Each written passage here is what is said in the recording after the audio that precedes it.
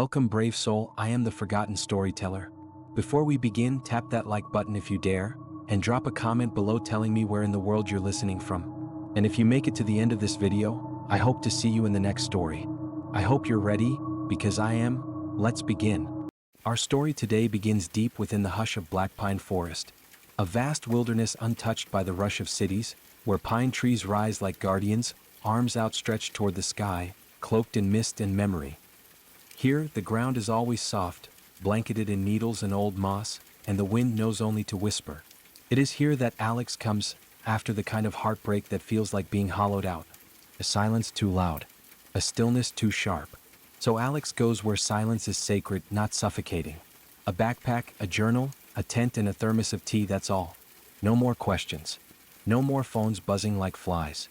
Just trees and the promise of quiet. On the first night, the woods welcome Alex with a cool breeze that smells of cedar and stone. The fire pops as it catches, sending amber sparks into the twilight. Crickets sing. Owls echo across the ridgelines. Alex writes in the journal by headlamp, words about pain, yes, but also a strange sense of rightness. The kind that says, maybe this is where healing starts. The second night, the quiet settles deeper. A fog curls through the low branches, thick and silver, moving like breath. Alex watches it rise and fall, seated by the fire, hands cupped around warm tea. It is peaceful, soothing, almost hypnotic. Then the third night comes, and something changes. The forest, once open-armed, seems to lean in closer. Pine boughs creak, like they're shifting their weight to listen. A twig snaps nearby, a single crisp sound. Alex pauses, looks up, probably a deer, or maybe the wind. Still, the fire burns a little lower than before. And as the embers settle into red size, the woods around grow very still. But it's nothing Alex says aloud. Just the trees, just the night. Nothing more except. Later, on a midnight walk down the narrow trail that winds past moonlit stones and silvery ferns, something shifts again. It's in the rhythm of the steps. Alex's boots crunch, and then behind, a soft footfall. Too deliberate, too slow. Not like a squirrel or fox darting away, but something pacing, following, matching Alex's footsteps. Alex turns, flashlight sweeping over branches and fog. Nothing was around, no movement. Only a low hum, faint in the air, almost like singing. But the melody is off, like a hymn being played backward through a dream. Alex returns to camp faster than before. The tent is zipped tight. The fire is out. Sleep comes hard that night. In the morning, the sun filters through pine needles, painting golden ladders down through the mist. Alex steps out into the crisp dawn air and freezes on the spot. There, around the tent, are footprints. Not from boots, not human. Too long and way too wide. And they circle, once, twice, as if something watched.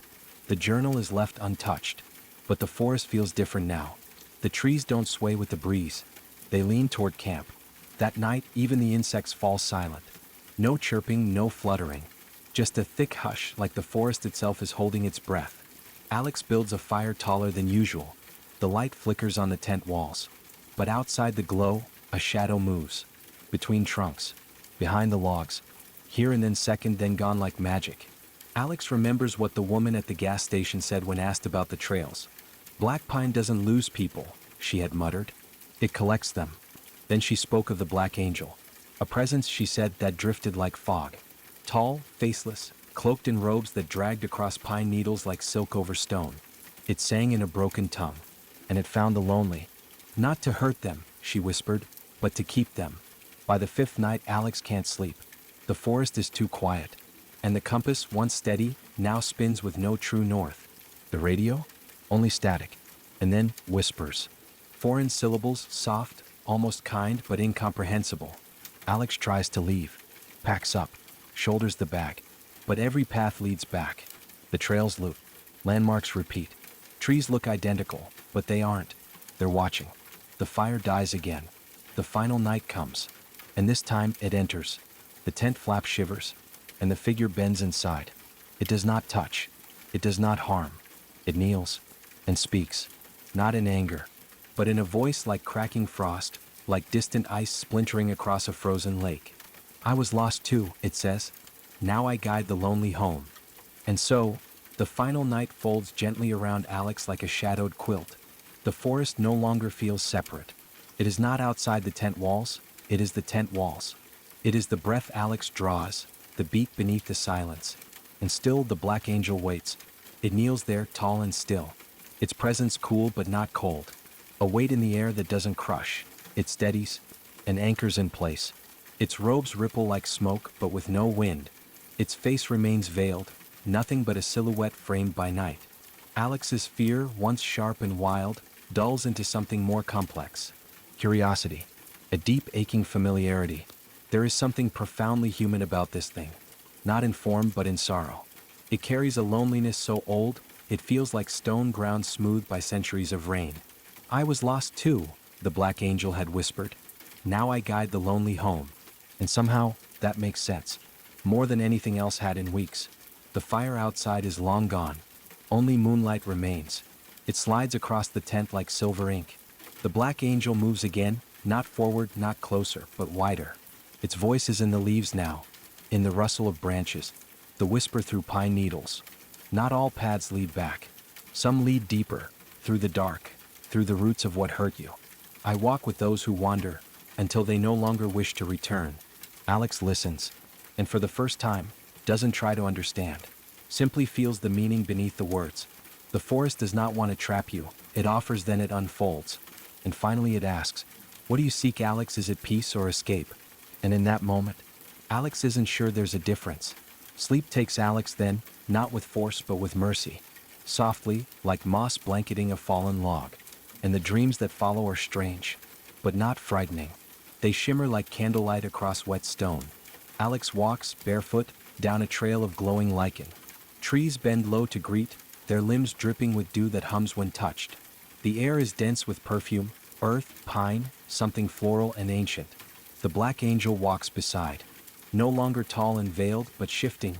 Sometimes a shadow, sometimes a silhouette with hands, sometimes just light moving across bark. They do not speak. They do not need to. Alex feels everything the black angel would say. A silent conversation between griefs. Then a morning. But not the kind that burns with birdsong and golden beams. This dawn is pale and strange, and very still. Alex's tent remains, but empty. The sleeping bag was unrolled and the journal open. The last page reads, some paths aren't meant to lead out, some let in. And that's okay. Boot prints remain in the dirt, but they do not point toward the road. They wander deeper into denser trees, and beside them, other prints. These were larger and much older. Still walking beside. Morning returns again, but this time it feels different. It's much lighter and gentler. The kind of dawn that doesn't wake you but invites you, like a soft hand brushing hair from your eyes. The fog has thinned. The air is clearer. Birdsong returns in cautious notes as if testing the quiet. And Alex wakes, not in the tent but outside it, lying on pine needles, blanketed by the hush of dawn. No fear, no disorientation, just peace. The black angel is gone. No footprints were left behind. It was like the black angel was never here. No whisper. Only the faint scent of pine and something floral, sweet and unfamiliar. Like a memory that belongs to someone else but still makes your eyes sting. The fire pit is cold, the journal left open, now damp with dew. But the words on the final page are clear. Sometimes the forest doesn't swallow you. It teaches you how to leave. Alex reads it again and breathes. And for the first time in many nights, the breath feels full. Not tight with sorrow, not knotted with fear, but real. The weight that followed like a second shadow was gone now, or maybe just finally laid down. Alex stands and shoulders the pack.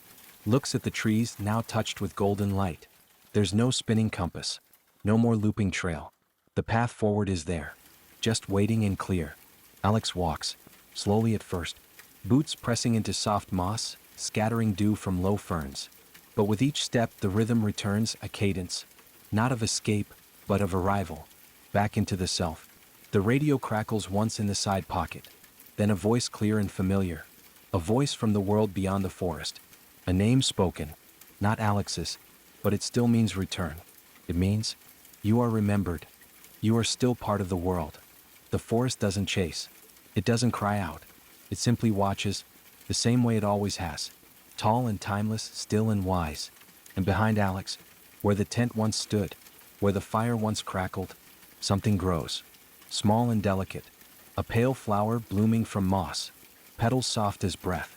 opening wide to the rising sun. The forest gave what it could.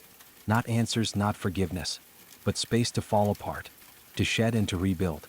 And now it releases, not because it wants to let go, but because it knows how to. Let us know in the comments, after getting the feeling you were being watched, would you have stuck around in the forest alone? Ready for spine-chilling tales that will haunt your thoughts? Subscribe to Forgotten Storyteller for eerie narrations, unsettling mysteries, and haunting stories you won't forget.